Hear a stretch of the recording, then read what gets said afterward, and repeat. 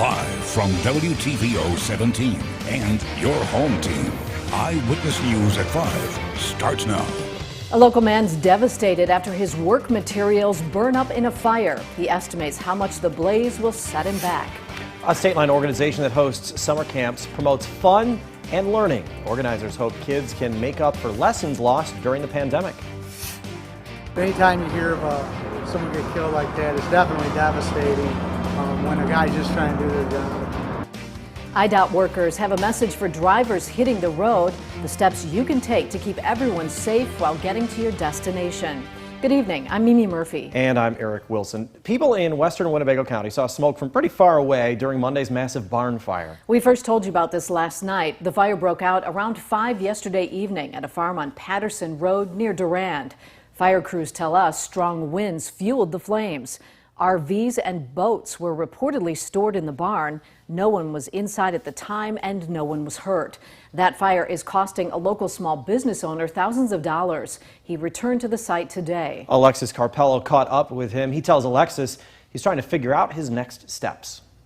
It's going to be devastating. For Troy Rishi, this fire could be even more devastating for his small business than he originally feared. All of the materials he stored here on Freeport Road burned in Monday's fire. This was two large buildings, a very large pole building or storage building, and this also was a large pole building that I leased for my business and had it full of reclaimed building materials. Multiple fire departments attacked the massive blaze. I was completely worried, and I drove down here. I live about 5 miles west of here, and I drove down here and I couldn't get anywhere near the place. With the wind yesterday, I think it got out of hand fast. One day later, Rishi says his job just got a lot harder. It's 100% lost. I don't think there's a thing here that can be saved.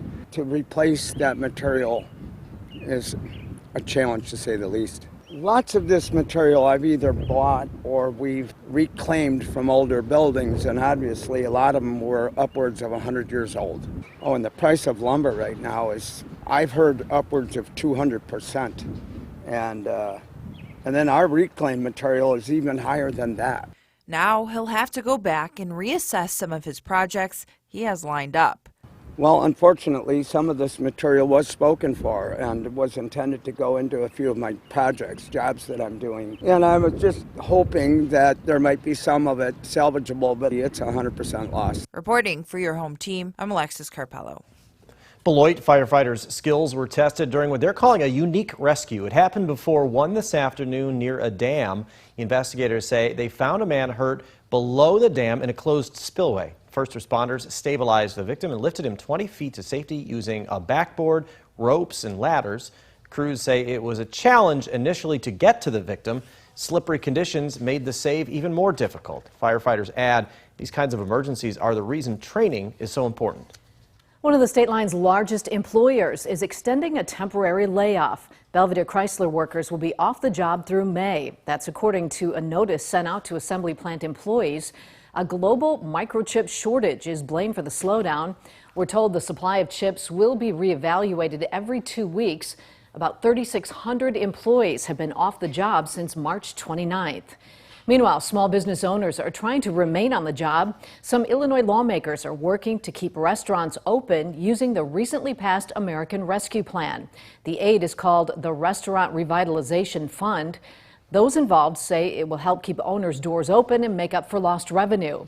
Businesses can use the funds for a list of expenses. What you can use the funds for is thinking about it in the context of, like, what are those normal business expenses that I need to incur to operate my business or to maintain my business. Rent's another thing that you might look at as an eligible expense. What you can't use it for is to pay off loans. RRF applications open Monday. Funding could cover pandemic-related revenue loss up to $10 million per business and no more than $5 million per physical location.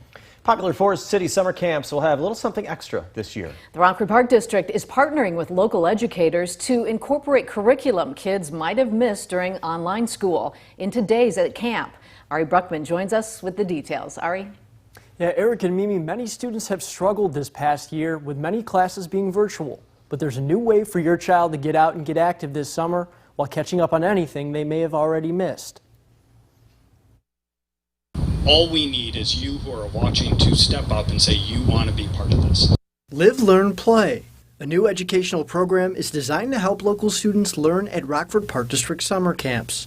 Alignment Rockford Executive Director Anisha Grimmett says this can help anyone who has struggled the past year get a little boost. What this is really about is meeting the kids where they're going to be. You know, we know that kids are going to be employed this summer. We know that kids are going to be with the Park District programs and other activities. Let's bring the learning to where they are and help them get back on track. RPS will hire teachers to work at the Park District summer camps. Rockford Park District Executive Director Jay Sandine tells me they always knew there was a way to integrate education into Park District programs, and this program does just that. Imagine an NFL flag football coach at the end of practice saying, kids, I want you to read this chapter on Walter Payton. I want you to learn about him, and next practice let's come back and talk about him. We know that the kids are going to go and read not just that chapter, they're going to read that whole book because they love football. Grimmett tells parents this is a great way for kids to learn something new and have fun at the same time. Taking math up a bit, taking academics up a bit, but instilling fun in that as well. Learning is everywhere. It's not just in the classroom, and we want to showcase that and highlight that in our summer activities. The camps are broken down by grade level and include everything from learning about water at rock cut to robotics and coding. To learn more about them, visit this story on mystateline.com. Eric? Thanks, Ari. Aside from winter, spring, summer, and fall, some people joke Illinois has a fifth season, construction. But keeping IDOT workers safe is nothing to poke fun at. During National Work Zone Awareness Week, the Illinois Department of Transportation urges drivers to be aware of road crews. This year's theme is Drive Safe, Work Safe, Save Lives. In 2020, nearly 40 people died in Illinois work zones. I just ask that the motoring public in work zone slow down, pay attention, avoid distracted driving, obey the posted work zone speed limits, and if you see moving lights, slow down, move over. IDOT says road crews are especially prevalent due to Rebuild Illinois capital projects. This time next week, you could be seated along the Rock River eating some of your favorite food truck snacks. Food Truck Tuesdays are returning to Nicholas Conservatory and Gardens. 14 vendors will be on site each Tuesday through the end of August. Trucks will be spread out to give guests plenty of space. Alcohol will not be served at the beginning of the season. The tasty event starts next Tuesday from 4 until 9 at night. A State Line woman stands strong thanks to a vital blood donation. After the break, she thanks the Red Cross hero who saved her life. Temperatures for us this afternoon made it up to 86 degrees. Actually, that's our current number now, just 2 degrees away from that record high. Find out if we can hang on to the 80-degree warmth again tomorrow. Coming up in your most trusted forecast a little later. You're watching Eyewitness News, your home team with Eric Wilson, Mimi Murphy, Sports Director Scott Leber, and Chief Meteorologist Candice King. Every day, the American Red Cross helps people right here in our community prevent, prepare for, and respond to natural and human-caused disasters. One way they do that is through blood drives. The pandemic has hit our local blood supply especially hard between more need and less donations. Tonight, Elliot Grandia introduces you to Brenda Hill. She shows us the impact a single donor can have. I've had actually people stop on the street and look and go, hey, nice wall. When you walk around Brenda's yard, you feel a sense of light, vibrant colors, and an even brighter personality. It took me about a week to do it. It's a sanctuary of sorts, and in just a few short weeks, spring will bring more blossoms. These are all blooming. I got hydrangeas. And hopefully more healing. Oh. Behind this smile is an illness. The doctors say she won't survive. And I remember her calling me and telling me, you know, well, you got amyloidosis. I'm like, well, what's that? And I go, well, at least it's not cancer. And she said, well, honey, you're going to wish you had cancer. Most battling this rare disease are only given about a year to live. Brenda barely making it a month after her diagnosis before her life nearly ended. What started out as severe pain in her stomach almost cost her life. And they took me to the hospital, and I had a GI bleed, and they couldn't stop it. And I kept bleeding, and they called the pastor in and said she's not going to make it. Brenda went into cardiac arrest twice, waking up 3 days later intubated and unable to walk. Didn't think I was going to make it. But it was a single Red Cross donation, 6 units of blood, given to her during an operation that saved her life. What did that donation give to you? Life. Total life. Time on Earth, she says she will never take for granted. To be honest, I cry. The first time I had gone to the beach, I'm going to cry.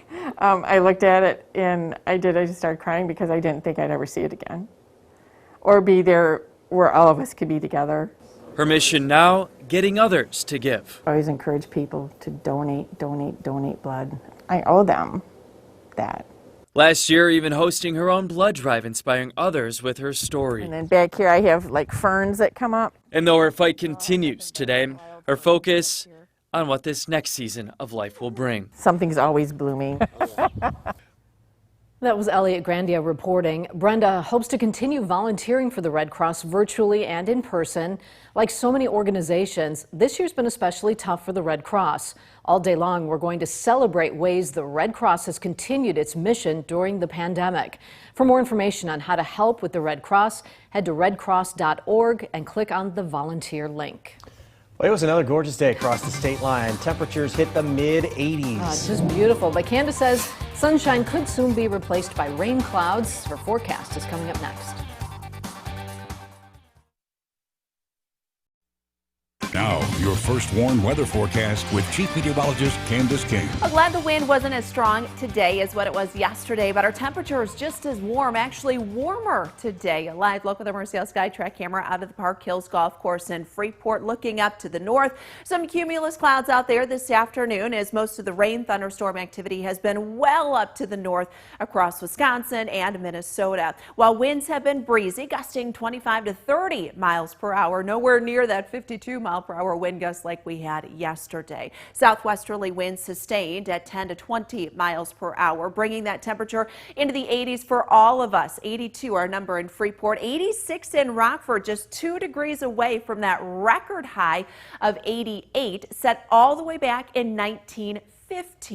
Our weather watcher numbers also in the 80s. 83 degrees for Ken in Belvedere, 83 for Ben in South Beloit, 82 Mike just north of Forreston with that southerly wind, and 84 here for Bob on the southeast end of Rockford. Jim just checking in Rockford and has a temperature of 85. You can look to see where that warm front sits just by looking at the colors here. Northeasterly winds starting to come in now off of Lake Michigan, really cooling things off here over southeastern Wisconsin. Those temperatures dropping quite a bit, but that warm front is eventually going to sink southward here as this low pressure system out over Iowa and the plains moves closer to us later tonight. In fact, that low will be coming through around midnight or so. Our skies expected to stay dry here for the rest of this evening, so no issues with rainfall. In fact, we might actually stay dry through about 9 or even 10 o'clock here. But as we get closer to midnight, a couple of showers will be possible, but notice how kind of scattered they are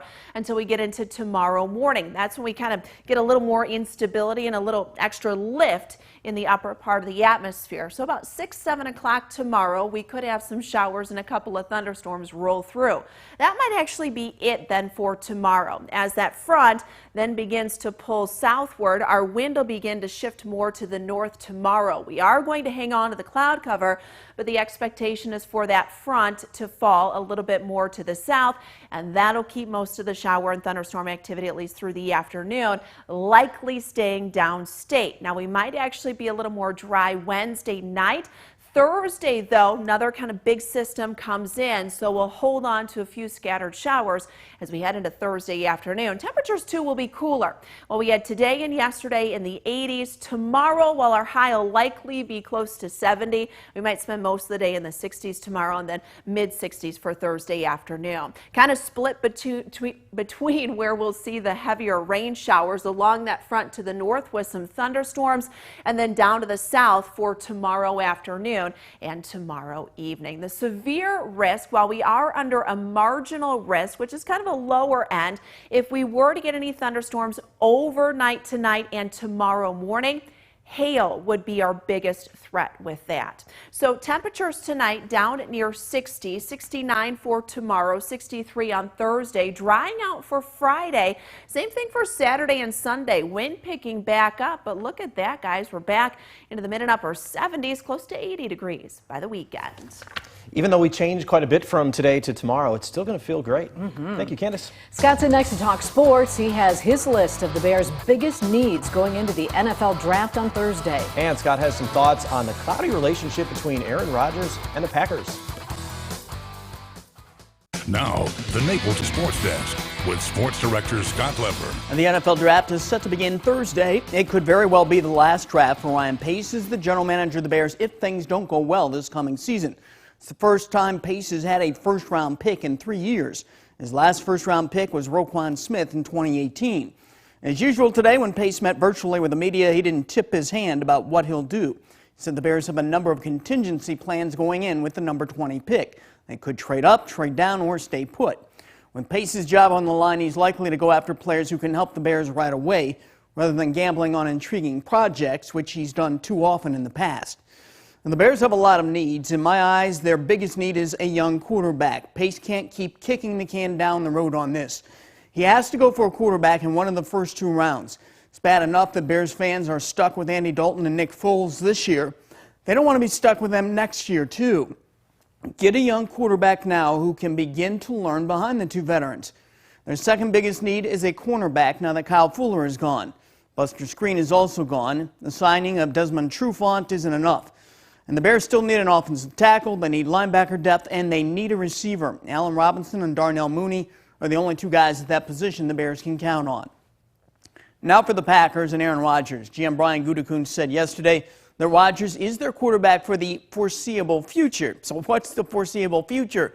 It's this year, and that's accurate. Everyone, including myself, wants to know what's going to happen down the road with Rodgers and the Packers. The truth is no one knows. Aaron Rodgers doesn't know. Brian Gutekunst doesn't know. Matt LaFleur doesn't know. Certainly Jordan Love doesn't know. That's because this relationship has become a year-to-year deal. We know going into this year, Rodgers is the quarterback in Green Bay. But if the team falls short of expectations this coming season and Rodgers gets frustrated, he might demand a trade in January. Or if Rodgers' personal play declines this year and Jordan Love shows some signs of developing physically, mentally, and shows some maturity, the Packers might decide to move on from Rodgers and his big salary. If Rodgers was 28, 29, even 30 years old, he would be the Packers quarterback for the next 5+ years. But he's 37, and because of that, he's the Packers quarterback for the foreseeable future only. It wouldn't be smart for Rodgers or the Packers to commit to anything beyond that. That's my take. We'll be right back.